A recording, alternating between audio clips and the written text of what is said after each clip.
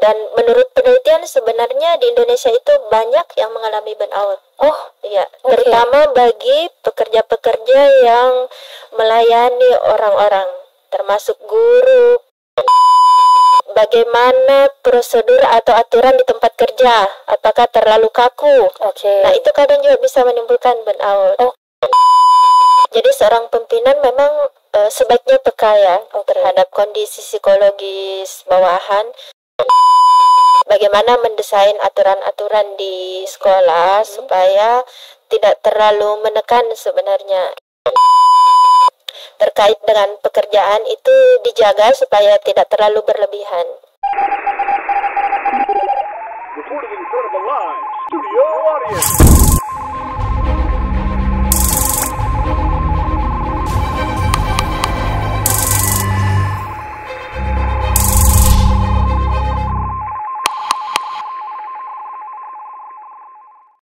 Assalamualaikum warahmatullahi wabarakatuh, Atira Friends. Alhamdulillah, hari ini kita ketemu lagi di podcast Atira Talks Mental Health. Dan tentunya di podcast yang hangat, informatif, dan tentunya penuh dengan inspirasi. Oke, untuk Atira Friends, hari ini kita bakalan membahas sesuatu yang mungkin sering kita rasakan atau ada yang pernah merasakan tapi memang jarang untuk dibicarakan. Jadi tema hari ini tuh burnout guru di balik senyum tersimpan lelah. Nah, kalau ngomongin soal guru atau bicara tentang guru gitu ya, kita kan semua sepakat kalau guru itu menjadi garda terdepan ataupun garis terdepan di dunia pendidikan. Tapi ternyata nih ya, siapa yang sangka pejuang ini, pahlawan tanpa tanda jasa nih, pernah mengalami ataupun mungkin ada yang biasa mengalami lelah, jenuh, tidak bersemangat. Jadi kita pengen mengulik sedikit, ngobrolin sedikit gitu ya dari kacamata psikologi. Dan tentunya Namira nggak bakalan sendirian, Namira bakalan ditemenin sama narasumber kita yang keren hari ini. Ini adalah seorang psikolog dan juga dosen di Fakultas Psikologi Universitas Bosowa Makassar. Ada Ibu Sri Hayati SPSI MC Psikolog atau yang akrab disapa Ibu Yaya. Bagaimana? Iya, Betul ya? Betul. Bagaimana kabar Ibu Yaya? Alhamdulillah hari ini sehat. Alhamdulillah. Semoga Atira Friends yang lagi nonton juga dalam keadaan sehat nih. Nah, Bu Yaya, karena tadi Namira sudah spill terkait tema yang ingin kita obrolin hari ini, Namira pengen nanya dulu sebelum kita tanya terkait pandangan psikologi. Kita nanya dulu pandangan Ibu Yaya gitu ya. Tadi saya sebutin istilah atau kata burnout. Kalau dari Ibu Yaya sendiri, apakah pernah mengalami burnout itu? Dan kalau memang pernah ataupun kalau enggak, apakah ada orang yang pernah cerita sama Ibu Yaya dan ternyata yang dia ceritakan itu bisa disebut sebagai burnout? Boleh diceritakan nggak Bu Yaya? Oke. Jadi burnout itu kalau dari pribadi saya selama bekerja belum ya. Alhamdulillah. Hanya sebatas stresnya Oke. yang sering. Oh, stresnya yang Betul. sering. Ini dengar loh, Universitas Bosowa Bu Yaya sering stres nih karena kerjaan. Tapi tadi kan Bu Yaya bilang burnout enggak, tapi stres sering. Iya betul. Beda ya, stres sama burnout itu. Iya beda. Jadi sebelum mengalami burnout itu harus stres dulu. Oh, harus stres dulu ya, betul. Iya. Jadi stres yang berkepanjangan dan intens itu yang melahirkan burnout. Oke, nah itu yang alhamdulillahnya kalaupun Bu Yaya stres tidak selama itu, jadi memang tidak sampai burnout. Iya betul. Tapi apakah ada orang yang apalagi posisinya Bu Yaya selain dosen kan juga seorang psikolog, apakah ada pernah konsultasi yang mengatakan dia menceritakan kehidupannya terus bisa dikatakan ternyata yang dia alami adalah burnout? Pernah nggak Bu Yaya? Pernah. Jadi ada memang beberapa teman Iya. pernah mengalami burnout. Dan menurut penelitian sebenarnya di Indonesia itu banyak yang mengalami burnout. Oh, Iya, oke. terutama bagi pekerja-pekerja yang melayani orang-orang. termasuk guru, perawat, Betul. polisi. Nah, itu rentan terjadi burnout. Pelayanan ya. Iya, pelayanan. Yang di bagian Betul. pelayanan. Oke.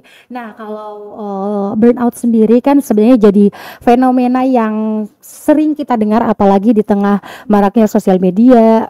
Informasi-informasi alhamdulillah kan mudah didapatkan, dan di situ banyaklah istilah-istilah baru yang kita dapatkan, salah satunya burnout itu. Nah, kalau untuk Bu Yaya sendiri di sini kan apalagi kita fenomena terkait guru.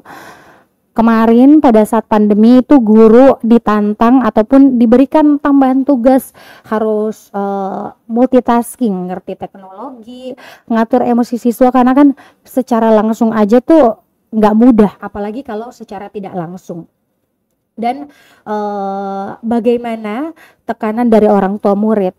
Kalau dari kacamata psikologi, burnout itu seperti apa? Kalau tadi kan cuma penjelasan singkat terkait kayak harus orang yang stres belum tentu burnout. Tapi kalau dari kacamata psikologi, gimana sih burnout itu, Bu? Nah, burnout ini memang banyak dibahas oleh ahli ya. Jadi menurut ahli itu, burnout itu merupakan suatu kondisi kelelahan fisik, emosi, dan mental yang disebabkan oleh stres yang berkepanjangan. Nah, ini ada beberapa gejala. Kalau misalnya dari segi fisik, dia merasa lelah sepanjang waktu. Kemudian merasa tidak berenergi atau loss energi. Kemudian dari sisi emosi itu, dia merasa tidak berdaya. Nah, dia ingin melakukan sesuatu, nggak mampu, kayak begitu. Nah, dari sisi mental itu kadang bersikap negatif terhadap orang lain maupun lingkungan. Jadi mungkin ada teman yang sebenarnya berniat baik, tapi karena kita sudah mengalami burnout, kita bersikap sinis terhadap mereka atau berpikiran negatif terhadap mereka. Jadi kadang seperti itu. Lebih sensi ya Ibu? Ya, lebih sensi. Tadi sempat disampaikan juga terkait capek. Nah, kan ada nih kayak guru-guru yang merasa capek. Capek itu apakah termasuk burnout, dan kalau memang enggak, bagaimana kita bisa mengetahui kalau ternyata ini kita masuk gejala burnout? Ya. Jadi salah satu gejala burnout memang itu capek atau lelah. Cuma perbedaannya kalau burnout itu kita merasa lelah sepanjang hari. Hari ini, besok, lusa dan sebagainya itu merasa lelah terus. Nah, kalau lelah biasa itu mungkin hari ini lelah, tetapi ketika misalnya kita sudah tidur, istirahat, lelahnya itu sudah tidak. Nah, itu yang membedakan. Oke, yang membedakan. Kayaknya ini Atira fans butuh introspeksi diri lagi. Apakah pernah merasakan lelah yang berkepanjangan, yang kayak hari ini tuh kita capek banget, terus bentar malam tidur, besok capek lagi padahal belum memulai hari. Nah, itu bisa masuk gejala burnout ya Ibu ya? Betul. Nah, kalau untuk dari Bu Yaya sendiri, guru sama dosen kan lumayan lah sedikit-sedikit sama gitu ya pekerjaannya mengajar. Apakah ada nih ya penyebab umum guru itu bisa burnout, dan apakah guru itu bisa burnout karena kerjaan kah, ataukah bagaimana dia menghadapi siswa, atau bagaimana dia menghadapi beban di luar pekerjaannya? Apa yang sebenarnya biasa paling sering menjadi faktor utama penyebab burnout guru? Ya, jadi untuk burnout itu sebenarnya ada dua faktor ya. Jadi yang pertama dari diri kita sendiri, kemudian yang faktor eksternal. Kalau yang dari dalam diri itu misalnya bagaimana kemampuan kita dalam manajemen emosi. Nah, itu salah satunya. Kemudian resiliensi, bagaimana menghadapi kesulitan atau tantangan, apakah kita tipenya orang menghindar atau malah menganggap tantangan itu sebagai sesuatu untuk yang bisa mengembangkan diri. Kemudian apakah kita tipenya optimis atau seperti apa, dan bagaimana skill yang kita miliki untuk mengerjakan pekerjaan. Nah, itu dari dalam diri yang menjadi faktor utama bagaimana burnout itu bisa terjadi. Kemudian kalau dari faktor eksternal, berarti terutama dalam kondisi pekerjaan nih. Betul. Misalnya apakah pekerjaan kita itu berlebihan atau overload. Nah, itu kadang. Kemudian bagaimana prosedur atau aturan di tempat kerja, apakah terlalu kaku? Oke. Nah, itu kadang juga bisa menimbulkan burnout. Oke, bisa sekali betul. Kemudian kepemimpinan atau supervisor kita, Oke. apakah dia terlalu kaku dan tegas seperti itu atau otoriter? Oke. Nah, itu juga bisa menyumbang burnout. Oke. Iya, betul. Bisa menjadi salah satu faktor untuk burnout ya. Nah, Ibu tadi sempat Ibu sampaikan juga bahwa ada beberapa pekerjaan yang ini dominan bisa burnout nih orang-orang yang bekerja di bidang itu, pelayanan, guru. Kenapa gitu ya? Kenapa orang-orang yang bekerja di pelayanan lebih rentan untuk mengalami burnout? Ya. Kenapa tuh, Bu? Ya, jadi memang mungkin karena tuntutan pekerjaan ya. Jadi selain menuntut untuk menghadirkan pikiran atau kognitif kita, itu juga menuntut emosi. Betul. Karena yang kita hadapi itu adalah manusia. Nah, manusia itu membutuhkan kemampuan dalam berpikir, kemampuan dalam manajemen emosi. Nah, beda sama barang atau benda yang tidak hidup. Bagaimanapun mereka itu tidak ada kebutuhan untuk interaksi secara emosi. Ya, benar, Nah, berarti kita tidak membutuhkan manajemen emosi yang lebih besar ketika Betul. menghadapi benda-benda seperti itu. Relate sih saya, Bu, soalnya saya bidang pelayanan juga. Dan ternyata itu karena kita butuh dua hal yang dimunculkan pada saat bekerja. Nah, contoh kita case guru lagi deh, Bu. Kalau seumpamanya dia sudah dinyatakan, oh kamu lagi burnout nih, tapi dia harus tetap mengajar, apa yang harus si guru lakukan nih, Bu? Ya, sebenarnya kalau kita sudah mengenali gejala-gejala burnout dalam diri kita, itu sebaiknya minta istirahat dulu. Mungkin bisa cuti 1 hari, 2 hari, atau 3 hari. Oke. Nah, itu sebaiknya yang ideal. Karena ini kan kondisinya kita dalam merasa sangat lelah. Betul, Orang betul. sangat lelah itu kalau dipaksa bekerja pasti tidak maksimal. Banyak kesalahan yang dilakukan. Kalau misalnya tetap diupayakan bekerja, berarti kita kembalinya ke diri lagi. Bagaimana cara saya supaya mengeluarkan stres-stres saya yang sudah menumpuk, itu harus dicarikan saluran. Kayak keran air begitu. Ini Contoh kan sudah salurannya menumpuk. gimana, Bu? Karena ini kita bicara terkait dengan kalau seumpamanya sudah kejadian gitu ya. Ini saya burnout, tapi mau tidak mau saya harus ngajar. Tidak ada yang bisa menggantikan. Bagaimana seperti saya itu. bisa menyalurkan hal itu dan bisa mungkin menghilangkan sedikit untuk bisa tetap menjalankan aktivitas. Ya, berarti larinya itu ke arah bagaimana menemukan sesuatu yang menarik bagi diri kita, Oke. hobinya. Jadi kita harus mencari apa sih hobi saya supaya kepenatan itu bisa sedikit tersalurkan. Karena ketika kita melakukan sesuatu yang menarik bagi diri, itu bisa menghasilkan hormon positif. Nah, itu bisa mengurangi stres dalam diri kita. Ketika hormon positif itu banyak, atau hormon dopamin ya, kalau tidak salah. Nah, itu akan menurunkan hormon stres dalam diri kita. Oke, sedikit-sedikit. Nah, tadi kita sempat ngobrol juga nih, Bu, terkait dengan stres. Karena kan ternyata banyak orang yang istilah burnout ini karena terlalu familiar gitu ya dengan sosial media saat ini. Banyak orang yang mengatakan, burnout Mak saya ini dengan pekerjaanku. Dan ternyata kan tadi Ibu bilang tidak selamanya bisa. Burnout itu adalah tingkatan tertinggi, yang sebelum itu ada stres. Dan bagaimana kita mengatakan bahwa stres kayak ini, apa yang menjadi ciri-cirinya, Bu? Oh, berarti stres ya. Iya. Nah, stres itu ada beberapa gejala juga. Misalnya dari sisi emosi itu gampang marah, sensitif. Kemudian dari sisi kognitif tidak bisa konsentrasi. Ketika melakukan suatu pekerjaan itu kadang salah, kerap salah. Termasuk hal-hal kecil itu yang menjadi gejala umum untuk stres.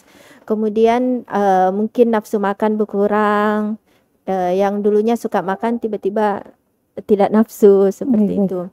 Kalau dari fisik, otot tegang.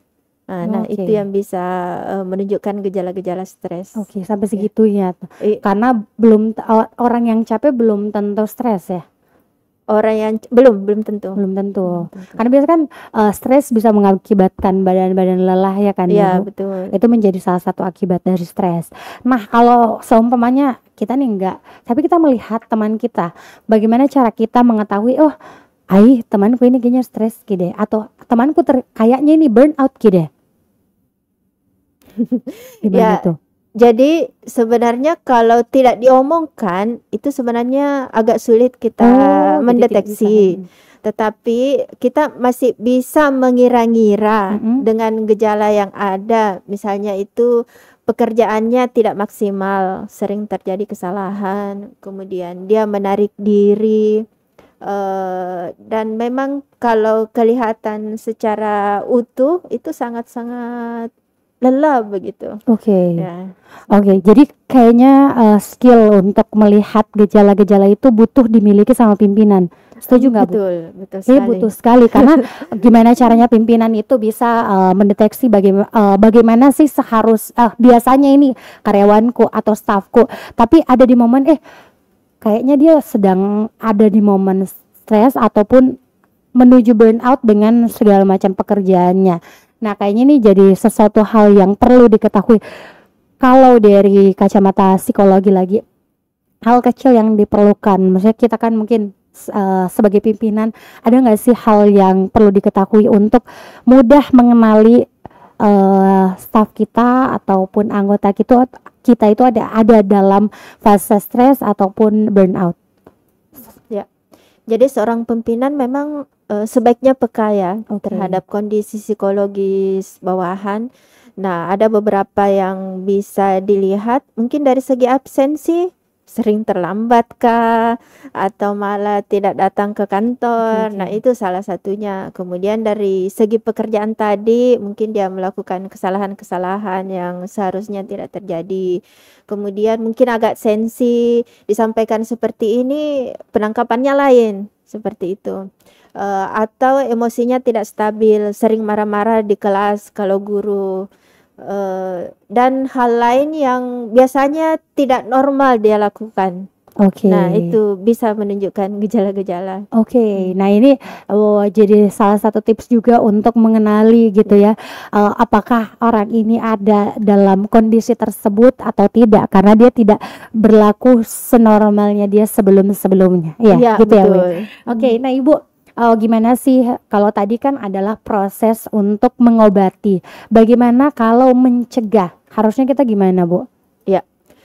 Untuk mencegah itu berarti kembali lagi ke penyebab tadi. Apakah misalnya dari sisi diri kita Sendiri? atau dari sisi eksternal. Kalau dari sisi sendiri berarti kita harus melihat kemampuan kita yang perlu ditingkatkan. Kalau misalnya ada skill ya ikut pelatihannya supaya kita mampu.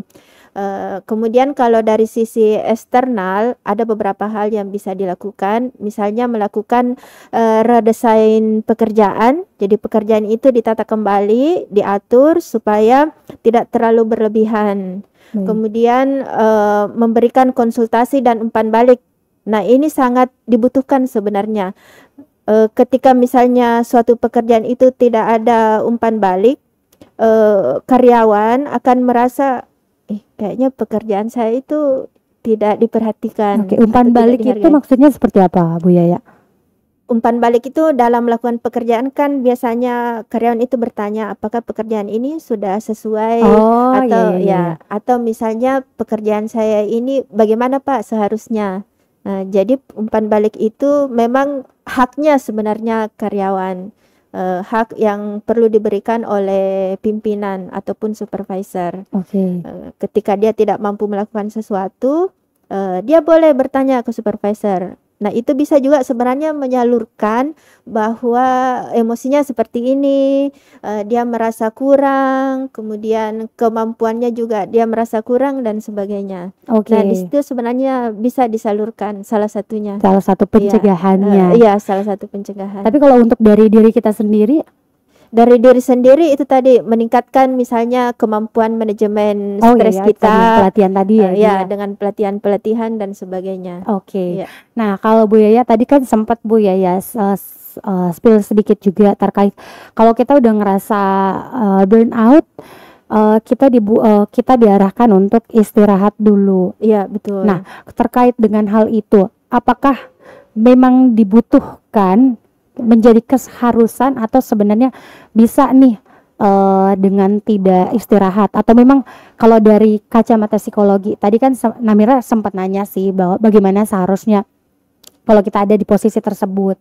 Sempat Bu Yaya bilang istirahat, namanya sehari lah, Iya. cuti gitu ya. Mhm. Tapi dalam istirahat itu apa yang seharusnya dilakukan nih Bu? Oh iya. Jadi dalam istirahat itu berarti betul-betul kita menjauh nih dari pekerjaan. Jadi iya. itu yang pertama. Kemudian yang kedua, kita mencas kembali diri kita dengan melakukan hal-hal yang menyenangkan.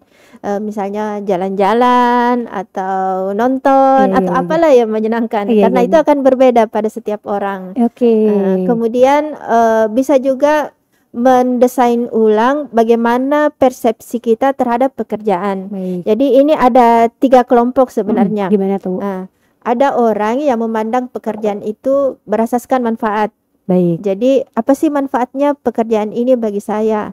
Nah, ini kadar stresnya ini bisa berat kalau dia merasa pekerjaan itu tidak terlalu bermanfaat bagi dirinya. Kemudian yang tingkat kedua itu adalah tanggung jawab. Dia merasa pekerjaan itu adalah tanggung jawab. Jadi kalau orang seperti ini karena dia merasa tanggung jawab, maka dia tidak akan terlalu stres ketika menghadapi kesulitan-kesulitan. Ada stres tapi masih bisa di-manage. Nah, kemudian yang paling tertinggi itu adalah pekerjaan ibadah. Masya Allah. Ya, jadi pekerjaan ibadah dianggap sebagai ibadah. Nah, ini yang the best sebenarnya. Jadi apapun kesulitannya pasti bisa dihadapi dengan baik. Alhamdulillah. Dan itu yang menjadi visi sekolah Islam Atira. Semoga seluruh guru dan karyawannya itu bisa bekerja dengan ibadah. Karena itu betul. level tertinggi. Level tertinggi. Karena di dunia psikologi juga seperti itu ya, Bu? Iya. Oke. Ya, seperti itu. Memang seperti itu menjadi goalsnya. Nah, kalau untuk pertanyaan penutup, karena memang temanya kita terkait dengan guru yang burnout, otomatis kan kita berceritanya atau ngobrolnya terkait dengan lingkup sekolah. Nah, kalau tadi kan terkait dengan pimpinan, ada nggak sih Bu peran sekolah atau kepala sekolah untuk membantu guru yang ada di momen tersebut? Ya.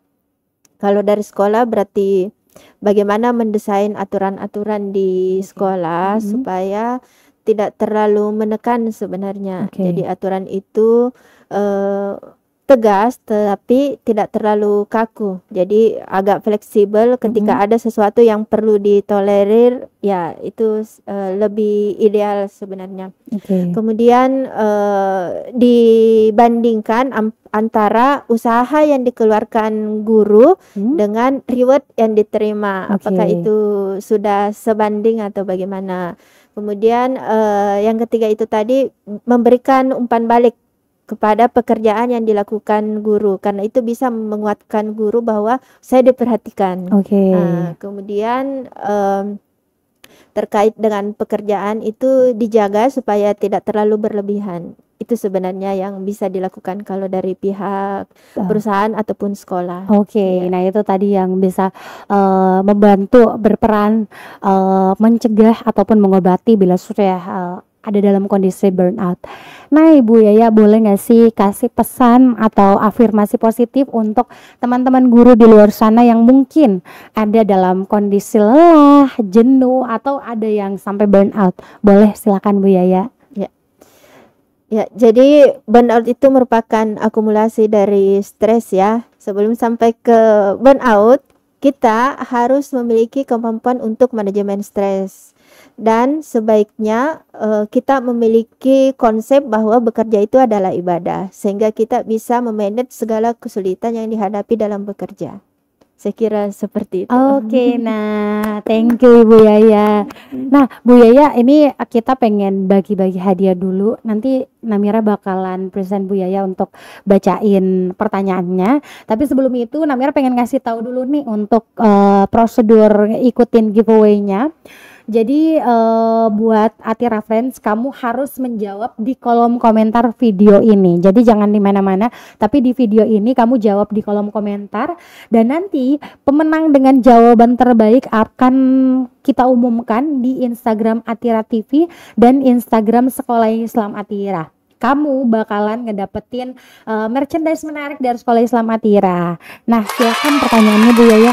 Ya, baik. Jadi ini pertanyaannya, sebagai seorang guru, apa satu hal sederhana yang bisa dilakukan untuk mencegah burnout? Nah, itu dia pertanyaannya. Tentunya ini sudah berkali-kali kita sebutkan tadi waktu beberapa pertanyaan yang Namirah tanyakan ke Ibu Yaya dan sudah dijawab juga sama Bu Yaya. Jawabannya kamu bisa nonton kembali sampai lupa Bu Yaya ya. Jadi jangan lupa nih buat Atira Friends untuk menjawab pertanyaan ini di kolom komentar, nanti akan dipilih jawaban terbaik. Terima kasih Bu Yaya untuk obrolan hari ini. Sama-sama. Banyak yang relate, alhamdulillah. Iya. Dan yang paling penting manajemen komunikasinya itu ya. Iya, betul. Nah, luar biasa sekali obrolan kita hari ini. Kita jadi belajar mengetahui apa itu burnout. Jangan dikit-dikit mengklaim diri kita, oh saya burnout ini, padahal cuma stres ringan gitu ya. Dan tentunya semoga obrolan hari ini itu bisa bermanfaat untuk Atira Friends, terkhusus untuk guru-guru di luar sana yang sedang mengalami lelah. Semoga bisa menangani kondisi itu biar bisa kembali semangat mengajar. Dan tentunya buat Atira Friends, jangan lupa untuk subscribe channel Atira TV, like video yang ada di Atira TV, dan juga komen, tentunya komentar dengan jawaban biar dapat giveaway juga. Jangan lupa juga klik tombol loncengnya, jadi tiap ada video terbaru notifikasinya masuk di gadget kamu, informasinya kamu dapat, jadi kamu bisa nonton deh video-video terbaru dari Atira TV. Terima kasih Bu Yaya, dan kami mohon maaf kalau dalam rangkaian ini ada hal yang kurang berkenan. Wabillahi taufik wal hidayah. Wassalamualaikum warahmatullahi wabarakatuh. Atira, anggun, unggul, cerdas.